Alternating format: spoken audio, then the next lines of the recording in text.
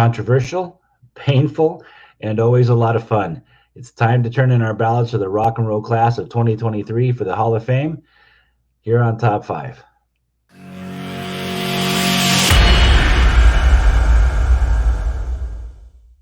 Welcome back, Top Fivers. Here we are again this week talking about our Rock and Roll Hall of Fame list. I am on the road calling you from a remote Marriott location in North Carolina. As always, joined by the music maven, Shauna Sneeden. Shauna, how are you? I'm great. How are you? Yeah. Wish I was at my house. Yeah. my internet's better there. All right, Rock and Roll Hall of Fame. We got to fill out our ballots. We got to get them in. Um, as always, the Rock and Roll Hall of Fame tries to be everything for everybody, Yeah. and steps on some toes, leaves some people out that maybe should be there, put some people in there. That's always a question. So we have 5 names, 5 groups, 5 artists we got to come up with. Yeah. Where should we start? Well, you know what? I think I'm going to just give you a quick rundown of who my top 5 are that I think need to be in there. And then we'll talk about yours. And then we'll talk about the disparages and why. And why I'm wrong? All right, let's Okay. go. So I'm going to go with obviously the Spinners. Sure. Okay. And then I'm going to talk about Willie Nelson. I Right. know. I know. Let's put a pin in him. You And can't then have. I'm gonna talk about George Michael. I think he should be in there. I also think the White Stripes should be in there. I know. And then let's talk about Warren Zevon. So Let's not talk about Warren let's Zevon. talk about Warren Zevon. Okay. So All who right. you got? Who's your 5? Oh, so as a rock and roll purist in some regards, or largely, I have to go with at the top of the list has to be Iron Maiden.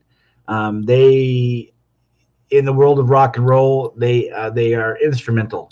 Their sound, their approach, their legacy, the music they left behind, 7 blistering albums in the 80s, still touring, still filling arenas today overseas. They are they are a fantastic band and Yeah. absolutely belong in the Rock and Roll Hall of Fame. My next pick, and I don't know if necessarily this is even in order, but my next pick would be Soundgarden.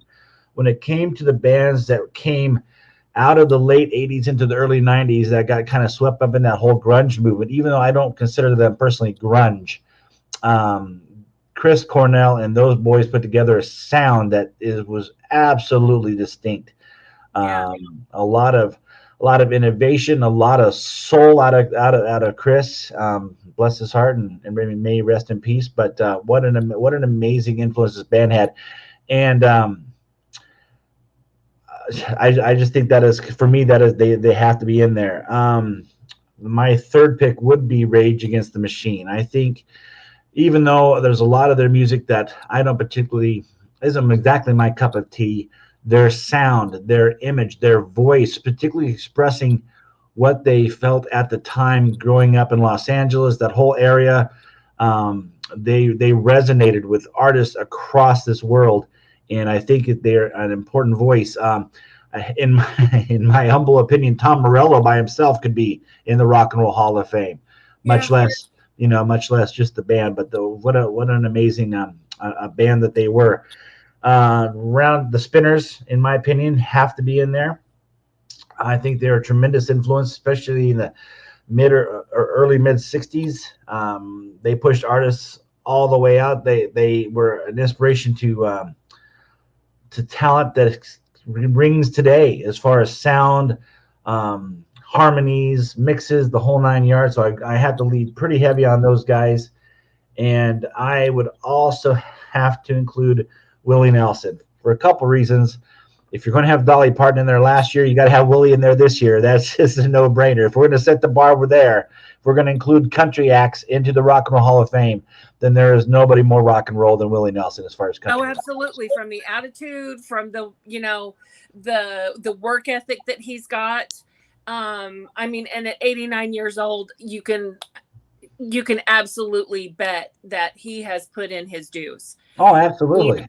And and I absolutely agree with putting in Willie Nelson, not only just because of the Dolly Parton thing, but take Dolly Parton out of it, and let's put him in there for his own merits.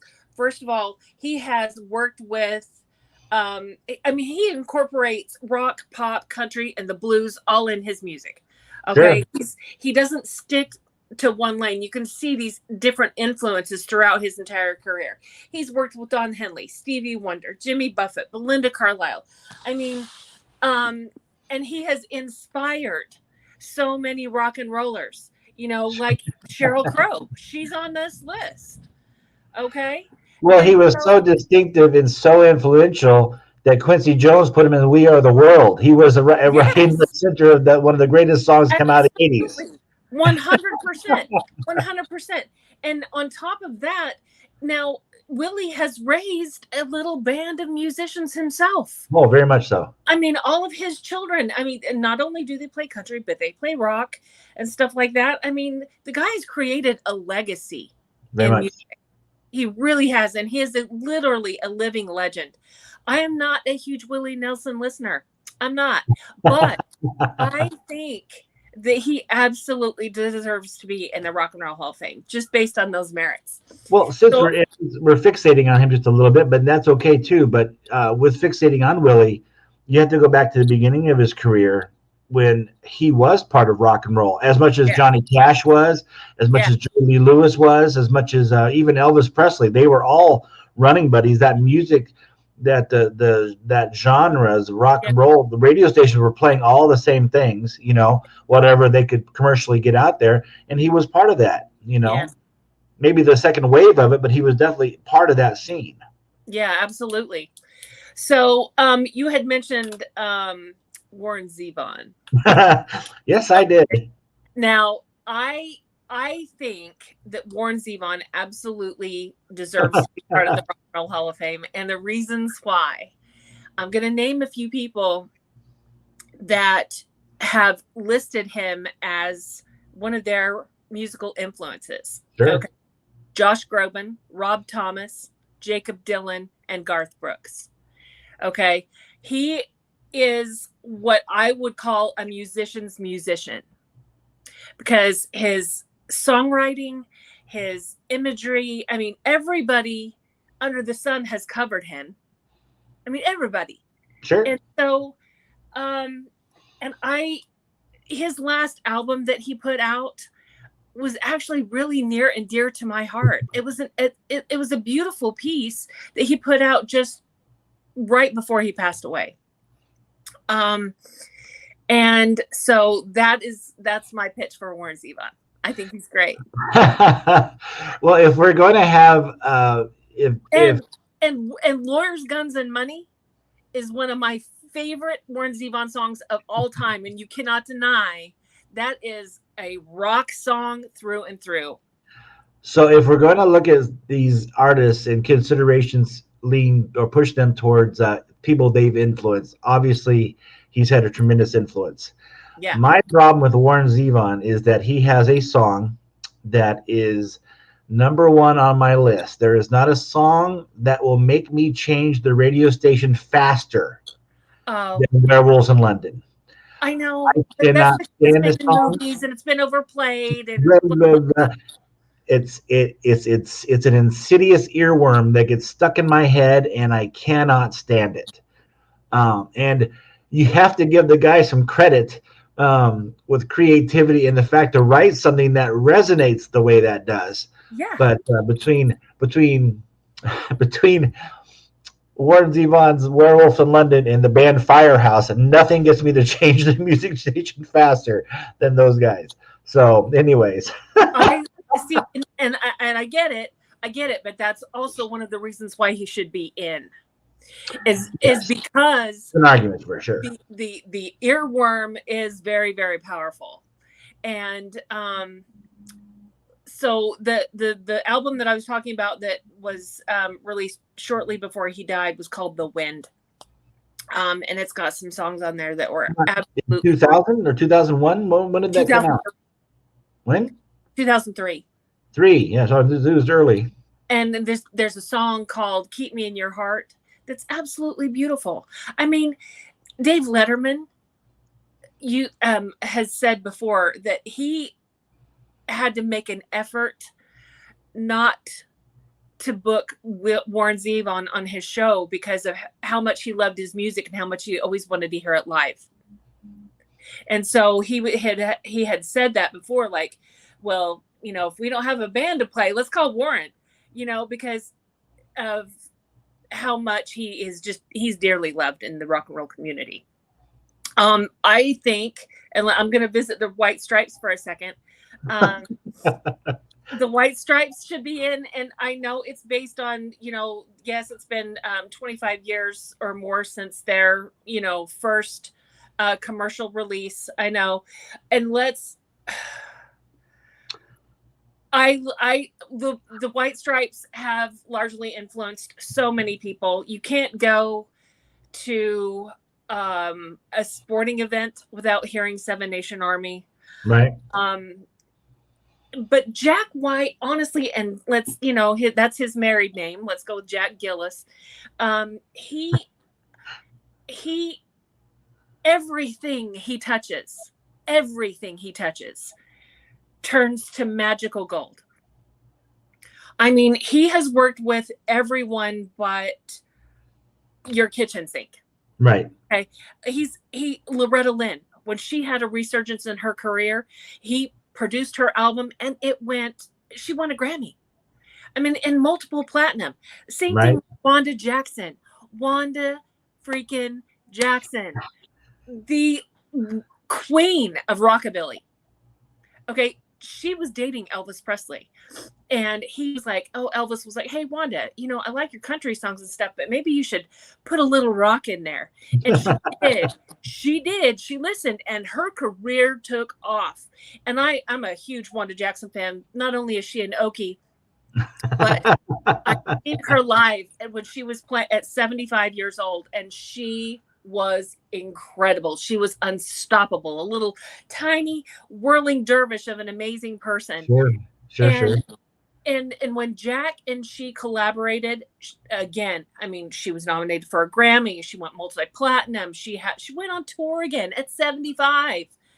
I mean, and I love all of Jack White's projects. I mean, the Dead Weather, the Raconteurs. I mean, so I don't know if we should basically put the White Stripes in per se, or if we should just put Jack.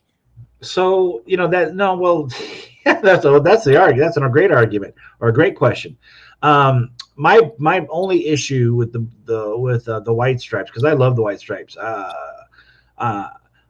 seem to be in a minority. I even like Icky Thump. I love Icky Thump. What's wrong, people? I don't get it. But the influence they've had just in their short, let's say 10 years ago, the influence they were still having. I think part of the reason why the Black Keys came to the forefront is because they had a very White Stripe sound to them, that minimalist whatever approach to things. Yeah, that's a tough word, minimalist. Yeah, minimalist. Anyways, it's so my only issue with the White Stripes being in there right now is that when the time comes to actually have the show, they will have been eligible for like 5 minutes. And that's really the only issue. In one of our great pains of all of this Rock and Roll Hall of Fame process with their diversity, they automatically leave out a certain amount of artists that absolutely should be considered. But they also have to put together a show, or at least in their eyes, they have to put together a show that is watchable, that people will tune into, because it's a money making thing for the hall. Sure. So. And that is flies in the face of what in my opinion, what they should be standing for. But it is today's world. So right, for sure. So, and then I'm going to go back to one of my other picks. I like George Michael. Sure. I like George Michael to be in the Rock and Roll Hall of Fame. I mean, his first project, Wham, was, commercially successful. It was really cool and poppy. Okay, so there we are in the pop section of things. But he did sell between 100 and 125 million records. Okay, he has inspired people like Sam Smith, Elton John, Brian May, like I said before. But he's also worked with people like Aretha Franklin and Ray Charles and Paul McCartney. He's got a distinctive sound, and his songwriting techniques were great. You can hear a George Michael album and know it's him. And I'm with you on the Spinners as well. I'm absolutely there with you. I mean, they've already had honors like the Hollywood Walk of Fame. They have a star there. And because, their songs like Working My Way Back to You and I'll Be Around. I mean, how many movies has their stuff been in? Sure, absolutely. Real. And then they're also in the Vocal Group Hall of Fame. And like you said, the most of the members, well, I think we're the only remaining member that we have that's still around with us is Henry Fambro. Sure. He's still around, and it'd be kind of fun for us as fans to put these guys in the Rock and Roll Hall of Fame, and not only let's not wait till all of them are no longer with us, and we're putting these bands in posthumously. Right. It would be very cool if sure. Well, yeah, so one of the nominees this go around is Sheryl Crow. I love Sheryl Crow. I think she should be in the Rock and Roll Hall of Fame. I agree. Do I think she should be ahead of the Foreigner in the Rock and Roll Hall of Fame? No. Why Foreigner, for example, as a band still is not there is beyond. It makes no sense whatsoever. Styx is another great example of a band that absolutely should be there. Well, and let's talk about that for a second. I have some suggestions as well. Yeah. America. Yeah. America is not in there. And Bryan Adams is not. I mean, I get it. He's Canadian. But, we have other. Well, this isn't American Rock and Roll Hall of Fame. It's the Rock and Roll Hall of Fame, crying out loud. That is true. That is true. And then let's talk about BTO. Sure. They're not in there. And Canadian. Bad Company is not in there. And Bryan Adams is not in there. Argent is not in there. How is Paul Rogers, right? Not even in there for whatever form. I know, and Bad Company isn't even in there. Yeah, exactly. And I think, let's start a petition.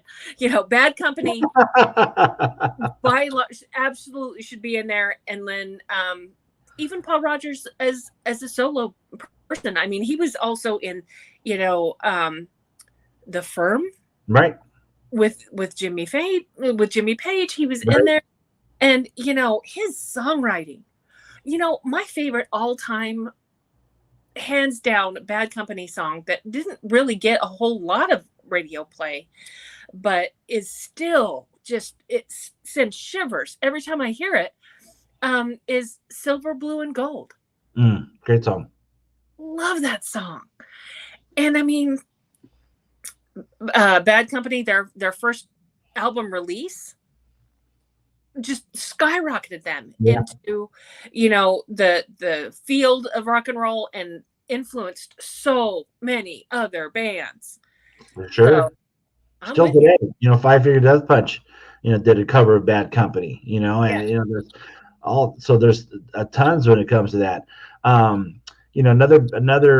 Another musician that's not in and will probably never be in is Ted Nugent, based strictly on his politics. And which part of me understands a little bit, but if we're honoring music, particularly music that offends politics, you can't just say no because we don't agree with yours. The music has always been about anti-politics. Let's talk about the King. Let's talk about the King and how offensive he was. No, sure. I mean, he was no friend, but yet he shaped that. I mean, and he continued to push the limits.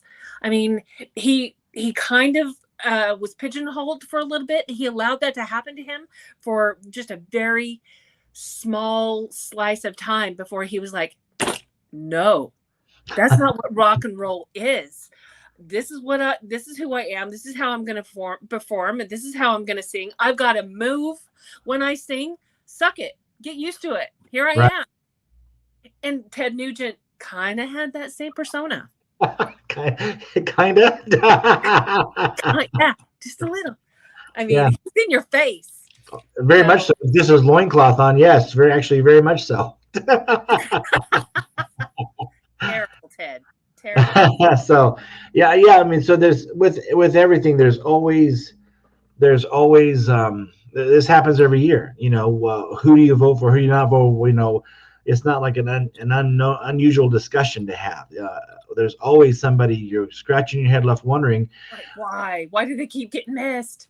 yes. So, but on the flip side, as we talked about earlier before too, this last year's Rock and Roll Hall of Fame class with Dolly and with Duran Duran and with Eminem and Judas Priest and Eurythmics. What a great show it ended up being. It was It really was. Yeah, and so to their credit, they're putting together a great show.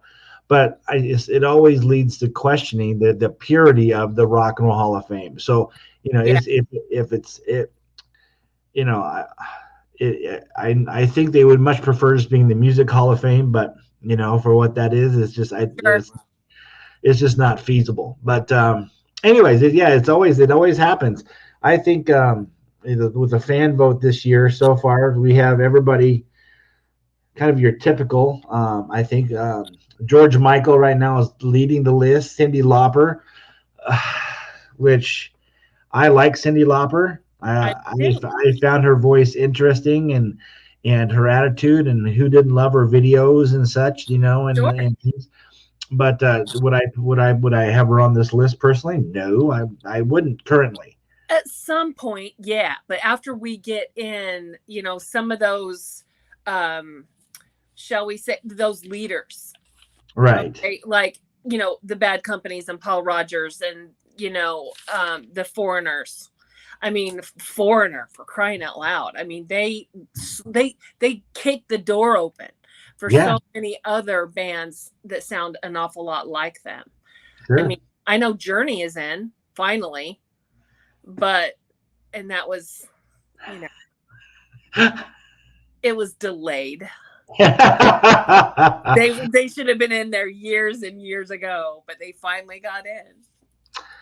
Well, I think some of that has to do with the politics of the bands you're discussing too, right? I mean, some of them, they would you couldn't have put the Eagles in the Rock and Roll Hall of Fame in the early '80s, right? They had to come later, right. because there's no way they would have got together for it. And there's some issues with obviously the Journey's had plenty of internal band struggles and issues, Yeah. So, but yeah, but the Eagles wouldn't have been eligible anyway until the early 90s, but they were a little late to the party anyway because of the Hell Freezes Over tour, because sure politics within the band. Sure, but that's my point. I guess honestly, it has to be about the music and the influence. That's the metrics that have to be measured. In that particular case, there are some glaring mistakes, or oversights on the Hall of Fame position. Sure, so. And I agree. But how do you refine the process? I mean, I don't know how many people are on the board or whatever that actually come up with these nominations or whatever, but you piss somebody off no matter what. And thankfully, we're all still around. There's still time. There's still time to put some of these bands in there. I guarantee that if we wait long enough, Foreigner's going to be in there for sure. And we'll see our Argents in Asia, and we'll see Bad Company and Paul Rogers at some point. And, and Sheryl Crow, I mean, chick's not going anywhere. She's Right. not anywhere. She's amazing. We can wait a couple years for Cheryl to wait her turn. Same with Sure. Cyndi Lauper. And she's going to be at the show anyways. She that there's certain staple. LL Cool J will be in the audience. Dave Grohl will be in the audience. Sheryl Crow will be in the. It's not like they won't be there. True. True. That is true. But yeah, so I think this year's list is interesting. And I agree with you that like Rage Against the Machine, Soundgarden, Iron Maiden, they all would be great picks as well. So I don't have a vote in the say, but if I did, I would have some serious I would. I know I have my personal favorites, of which I've named, but I absolutely see why these other bands should be in there. Shouldn't they have to wait their turn another year? That's what's hard, because obviously some of the legends, we just keep losing them. We just keep losing them every year. Great. And Great. so because I mean, we're not getting any younger. at all. Yeah, not all. None of us are getting out of here alive. So and that's, and not to keep beating the same drum, but Foreigner is such a great example of that. Mick Jones can barely move. Yeah. He can't he can't tour anymore. The band that still hits the road is in name only. There's now that Mick's no longer touring, there's nobody there that's original. Right. Lou Graham is still singing and sounds great. On the road doing his own thing. Now, for now, yeah. I mean, after oh my gosh, that guy is a walking, talking miracle. Yeah. I mean, and I love that he's found that voice again, and he's singing again and doing such a fantastic job. That's a spirit of Will's right there. All right, so give me your top 5. Well, and I'm not going to rank anybody. I'm just going to put the 5 in there that I would like to see, that I think have earned it. I want to say the Spinners, George Michael, Willie Nelson, the White Stripes, and Warren Zevon. Okay, so I am going to go with Iron Maiden, Soundgarden, the Spinners, Willie Nelson, and Rage Against the Machine. George Michael's going to be, obviously, now that he's no longer with us, he'll be available anytime down the road. True, that's another posthumous vote. Yeah. Yes, the White Stripes will have more than one opportunity. That they will continue to be a favorite to get in there. Sheryl Crow, obviously, based on her overarching influence, I think will have to be in there. Yeah. I don't know that she could hang at the petards of her music, with the music that she's produced, just her own songs. I don't know that she, you wait what other bands' influence have had. I don't know that she necessarily holds up, but with the influence she's had, I think it's a no-brainer. Sure. And she's been in the music industry forever. I mean, she was a backup singer for Don Henley. Yes. I mean, she's been in and around these influences for longer than longer than half of her life. Well, if you're going to have producers and directors and engineers, that we're starting to consider some of these guys too, and rightfully so, they should be in there. Yeah. How's Alan Parsons not in there yet? Right. I mean, things like that. So is he not really? I don't think so. He might be. If he did, he crept in there without me being aware of it. Okay, I'm looking it up real quick. I got to do that, because that's gonna really.